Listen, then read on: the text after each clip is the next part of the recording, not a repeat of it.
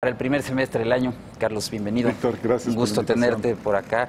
Oye, pues tendríamos que hablar de un primer semestre muy distinto a lo que pueda venir en el segundo, ¿no? Muy distinto. ¿Cómo están viendo el tránsito de este primer periodo del año para las principales variables económicas y financieras? Pues mira, no muy distinto de los comentarios que acaba de hacer Carlos hace un momento. O sea, sí, esta natural precaución que tengan los inversionistas, que se ha dado, y no es coincidencia, en años electorales en el pasado en México, en 2006, en 2012, en donde hubo actores similares a los de esta elección, a los que tenemos ahora, pues el comportamiento fue muy parecido. O sea, esta precaución te origina pues cierta presión, por ejemplo, en el tipo de cambio.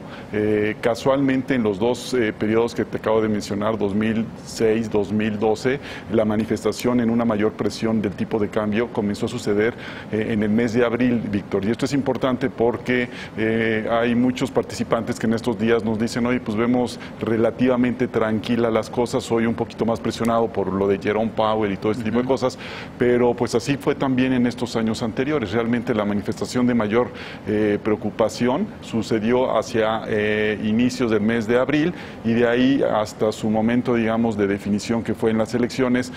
También coincidentemente la variación fue cercana a un 9%, y a partir de ahí, ya con el resultado, pues vimos un regreso muy importante del tipo de cambio. Y en el caso del mercado accionario, pues es algo muy parecido, pero de manera inversa, ¿no? De manera muy natural, los inversionistas toman precauciones, deciden no participar, bajan su exposición. En el 2006 un avance de casi 30% desapareció, se convirtió en un menos 6% cerca de las elecciones, y una vez que se conoce el resultado, el mercado avanza más de 55%. Y en el caso del 2012, con un avance de poco más del 10%, prácticamente desaparece, se da el resultado electoral y entonces el mercado avanza 20%. Entonces, muy diferente, digamos, lo que veremos esta primera mitad del año contra la segunda mitad, y las estrategias, pues muy acorde con lo que te acabo de decir, ¿no? Claro. Oye, y también hay un tema, pues, adicional, ¿no?, al rompecabezas que hay sobre la mesa, que es Estados Unidos, con su reforma fiscal, que por una parte traería beneficios a las empresas, beneficios fiscales,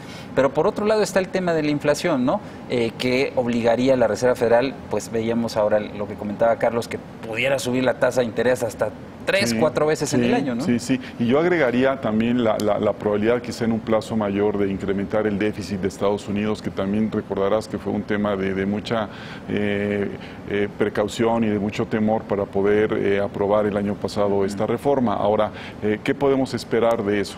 Mira, Víctor, a mí me parece muy importante dimensionar correctamente lo que es este movimiento en la subida de tasa de interés. Ya sea 3 o 4 los movimientos de alza, yo te diría que con esto es muy probable que a final de año la tasa de interés de Estados Unidos esté en un rango de 2.25 a 2.50. Hoy estamos en 1.25. La tasa de interés promedio de Estados Unidos en los últimos años, o sea, déjame irme un poco atrás, en los 70s para acá, pues ha sido de más de 5.25%. Entonces estás hablando de una situación en donde, a pesar de alzas en la tasa de interés de Estados Unidos, de todos modos estás hablando de una tasa de interés históricamente muy baja.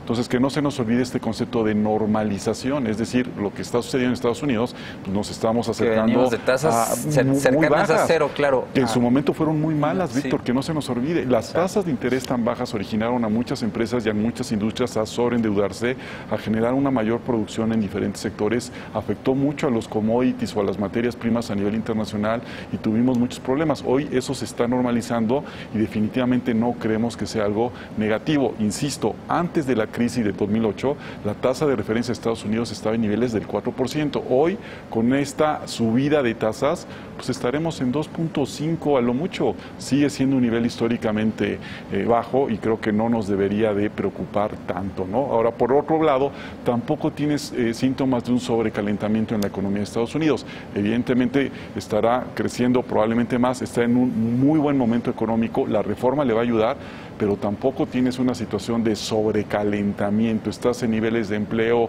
correctos, mejores a los que estuviste, mucho mejores antes de la crisis, pero asumamos que finalmente se cumple un pronóstico de crecimiento en Estados Unidos del orden del 2% que te decían. O sea, el crecimiento promedio es cercano al 1.8%. no estás hablando de un sobrecalentamiento. Entonces, bien importante nada más dimensionar a veces esta información porque sí nos preocupa a veces. Sí, revisaba el escenario económico que presentaron hoy. Carlos, ¿ustedes piensan que la economía puede crecer en un rango de 2 a 2.5% este año? Va a ser muy importante también lo que pase con el Telecán, ¿no? Con el Telecán, sin duda, pero fíjate, Víctor, algo que también me parece importante y lo hemos podido comentar en otras ocasiones, creo que la siguiente administración, independientemente del resultado, tendrá una condición fundamentalmente muy buena para el país. Poco hemos platicado en estos últimos días o semanas o meses pues, de los temas relacionados con los beneficios de las reformas estructurales que se dieron en este país, solamente por mencionar la reforma energética, producto de todas estas rondas que se han llevado a cabo de licitaciones de diferentes proyectos, se acumula ya más de 145,000 millones de dólares, Víctor, o sea, de inversiones, ¿no? O sea, ya para 5, 10, 15 años probablemente, súmale todos los beneficios de la reforma de telecomunicaciones, lo que sucedió también con el tema de la repatriación de capitales y creo que hacía muchísimo tiempo en México que una administración no iba a tener tal cantidad de recursos que bien administrados, bien dirigidos, pues nos pueden poner nuevamente con la posibilidad de tener un crecimiento arriba de lo que hemos tenido recientemente. Claro, es muy importante eso que dices y también, Carlos, la estabilidad económica, ¿no? O sea, digo, más allá del potencial que pueden generar las reformas, está el tema de la estabilidad económica y creo que lo que genera incertidumbre y es parte del escenario que tienen ustedes es, pues, este posible cambio de modelo económico en la elección, ¿no? Exactamente, ¿no? Y ahí hoy es cada vez mayores expresiones de, digamos, poca probabilidad de un cambio radical por parte de lo que de las propias propuestas que los candidatos hoy hacen, por el sobrepeso o el contrapeso más bien que pueda tener el Congreso, pero la realidad es que yo creo que la mayoría de los inversionistas se esperarán hasta ver el resultado final. El desarrollo de los debates creo que va a ser también un elemento bien importante para los mercados y sobre todo, pues, recordemos que ha habido un par de sorpresas en los últimos años en estos resultados y eso pues, condimenta un poquito más en el mundo, el Brexit de Estados Unidos claro. Y pues te condimenta la precaución y la prudencia en estos momentos, ¿no? Bien. Carlos Ponce, te agradezco mucho. Al contrario, Víctor, gracias. Felicidades por el programa. Gracias. Hacemos una pausa, antes le dejo mi